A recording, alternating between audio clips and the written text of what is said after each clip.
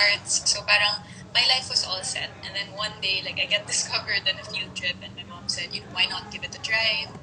But very shy as a kid and as a teenager. So I didn't think I would really succeed in this profession, I guess.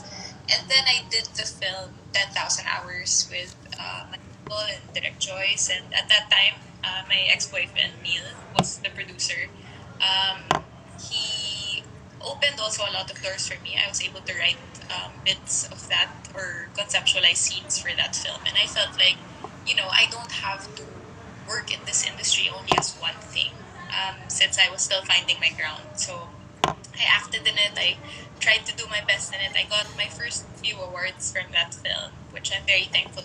And I think from that moment, I realized like because I'm good at this, I will keep on getting better, or I'll keep on finding a way to get better. I do love a challenge, and I love studying when I'm invested in something. So I really made acting my world to a point na, yun nga, when I was single for 3 years, I didn't feel like anything was missing in my life. Kasi parang I felt like, this is my world. I know what I'm doing here. This is my comfort zone. I'm super happy when I'm here.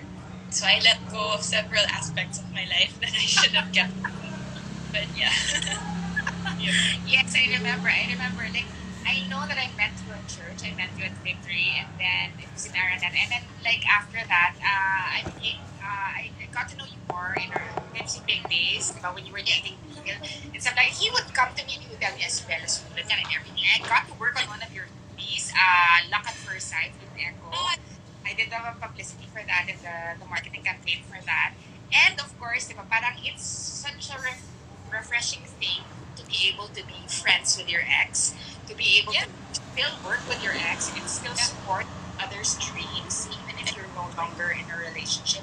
How would you say that you were able to keep that kind of professional relationship, that kind of friendship, even if you were no longer romantically inclined? Yeah. I think because we broke up right in the middle of shooting. And so, nahiya din kami siguro kay Jericho, kay Direk Dan, everyone. So, we had to be professional. Also, as individuals, Neil is very mature. I'm also very mature.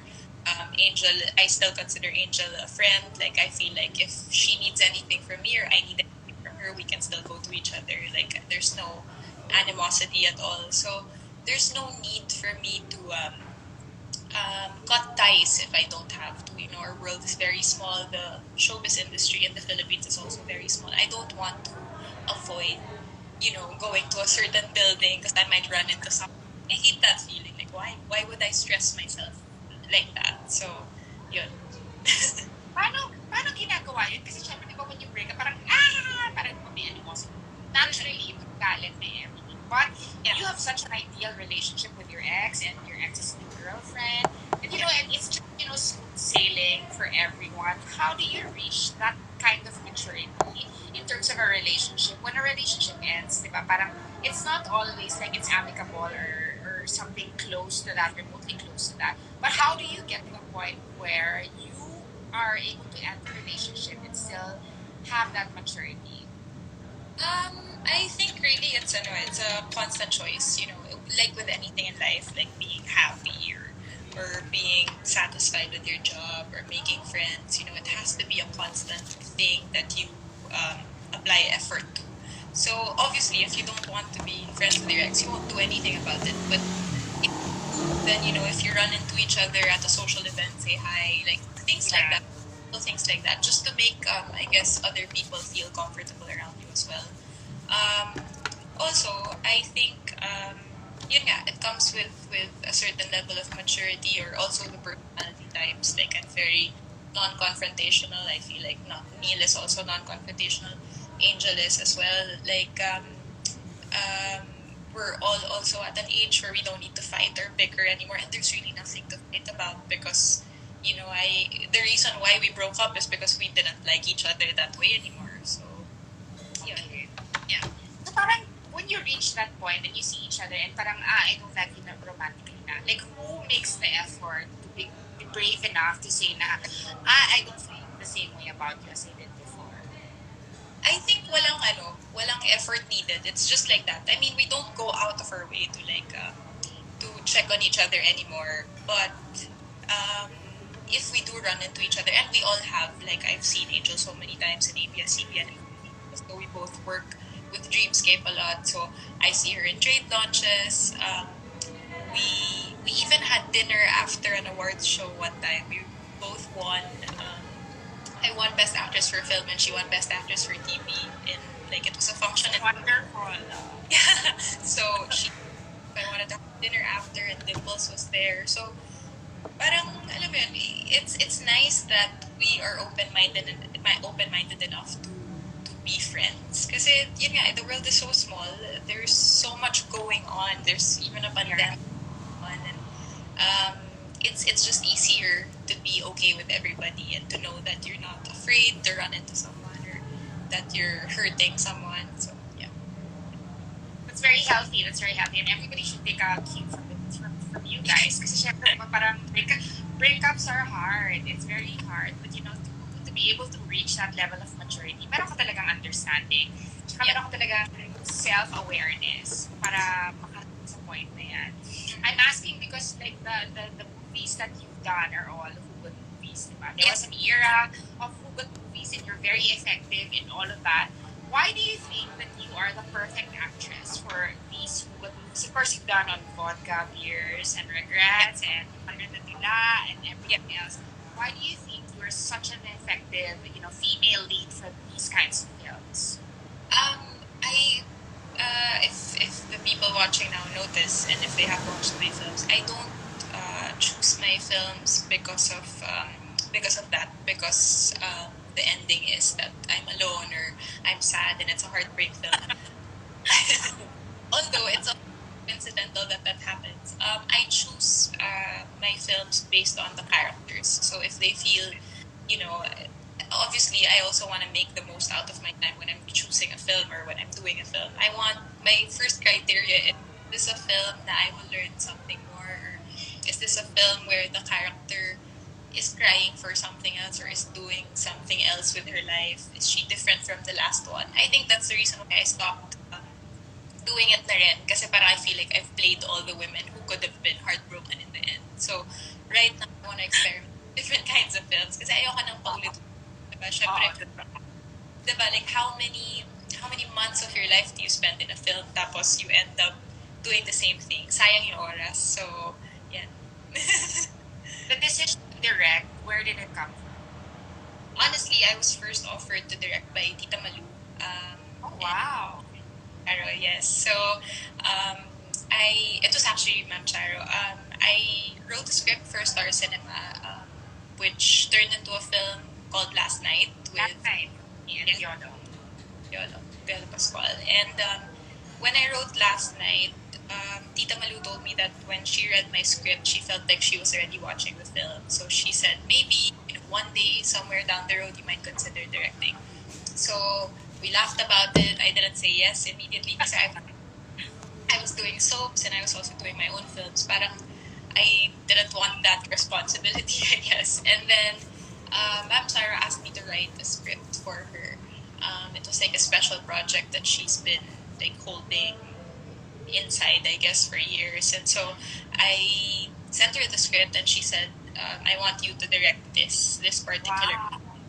So I got super kilig, and we already had our meetings for it, but the timing wasn't right yet for that. So 366, the film I finally directed, was originally supposed to be done with Star Cinema, and because of the pandemic, I asked if I could pull it out and work with Viva first for it, and Tita Malu very kindly allowed me to do so. So I moved the script to Viva, and I guess the rest is history. Parang yun, I feel like because these people are all like Boss Vic and Tita Malu and Ma'am Chara, they're all people I respect in the industry, and if they say that they feel I can do it, then I guess I could, and it gave me courage to finally try directing. So Diba? Ang dami mong support. Sorry, my dog is snoring. If you can hear my dog, it's not me that's snoring. The dog is snoring. Anyway, syempre, di ba parang the decision to direct was something that was, you know, very, very supported. And if you are, parang if you're going to transition from acting to directing, what is the one story that you would like to, tell? Yeah. Some of my favorite films are Eternal Sunshine of the Spotless Mind, Very what original. yeah, What Dreams May Come. So medyo may magic surrealism element. Oh, So sana one day, diba, in the Philippines, we could do something like this because parang we haven't done too much of it yet. I'm also really, really intrigued with films that have like time travel in their story or ay, ang hirap isulat ng girl. Yung mga time yeah, travel. Nakakalito. so, Christopher Nolan. diba? Kasi my mom watched Somewhere in Time a lot growing up, and my second name is actually based on the character in Somewhere in Time, si Elise Macena. Really? Your name is Krista Elise Sullivan. So Diba? I grew up watching Somewhere in Time over and over, but yung piano piece that they always play, like I was obsessed with That's it. Christopher Reeve and Jane Seymour, right? Ganda-ganda ni Jane Seymour, naka-braid lang. Oo. So, yun, I wanted to like that later on. Yeah. So you want to do a period piece of some sort, pero very modern. We're gonna look forward to that, diba? Pero, syempre, like all creatives, diba, like the pandemic has been like has affected us in more ways than one. I mean, like, if anything, it has sped up the process of us migrating to digital. Parang the theatrical experience is no longer available to us as far as the Philippines is concerned, diba? And we are people that work in the movies, diba? That work in cinema. How did that affect your creative process? How did that affect your dreams, especially when it comes to being a creator, an actor, a director? Paano mo ginawang malinaw sa sarili mo na kahit na wala ng theatrical experience, I will still be able to pursue my art? I think it hit my self esteem really hard, especially in the beginning when we were obviously deemed non essential because we are non essential. At the same time, it really humbles you because, like I've played a nurse, I've played a doctor, I've played a teacher, so many characters, but I'm actually not any of that. Like, at the end of the day, I'm just me. So I'm really just an actress who plays these characters for only a period of time. So we don't Right. really know how hard it was for the health workers. We don't really know what they went through in the beginning and still ongoing pandemic. It really hit me hard. I scrambled to think of ways of helping out, I guess, and also at the same time, I found myself during the pandemic in a sense because I haven't stopped working since I was 16 years old. So from 16 to 29, I was pretty much working every day. And then biglang one day, day off mo na. Tapos day off mo for one and a half years. Thank you, sir. Day off. Oo, nakakagulat. Naghanap na lang ako ng ways to enjoy myself. I learned how to cook. I enjoyed the fact that I was eating at home 3 times a day, which I never got to do before. Like, alam mo Makanta yun. ka sa vlog mo. Yeah, so yun, I tried several things. But when it was time already for me to go back on set, which felt so good, G3, to be honest, the 6 6 was finally fixed, and we did so much pre-prod for it. It really felt like a homecoming for me. Parang, eto na, I'm back on set. Na-teary-eyed ako ng very, very light when I got to the set. Kasi I missed it so much. And obviously, not every film company right now is producing films. So, Gabby naman just joined us. Hi, Gabby. I miss you. Ayan. So, what's this? Not a lot of directors wanted to work, not a lot of actors wanted to work. So when I was given the opportunity, I really had to think hard about it because you're not just putting yourself at risk, but the people you're going to work with as well.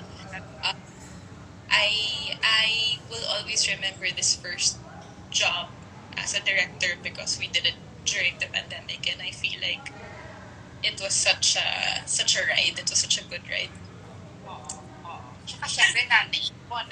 Tapos kailangan mo ilabas. As an artist, kailangan mo siya ilabas. How do you think you will feel when finally go back to normal and you are I attending the premiere night of your directorial movie or like a movie that you acted in and you see people physically in the cinema, ano yung feeling mo, magiging feeling mo when that day comes? oh my God, I might cry, Chiefy. Baka dun, diba lagi natin, baka yung paglakad ko pa lang sa Mega Mall, papasok ng sinehan. Yeah, nakakahiya. Kahit yung Diba?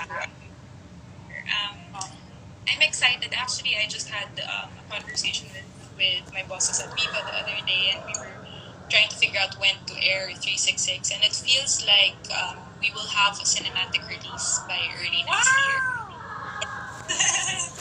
So, yeah. Okay, sige, for everyone that is watching, what is 366? What is it about? And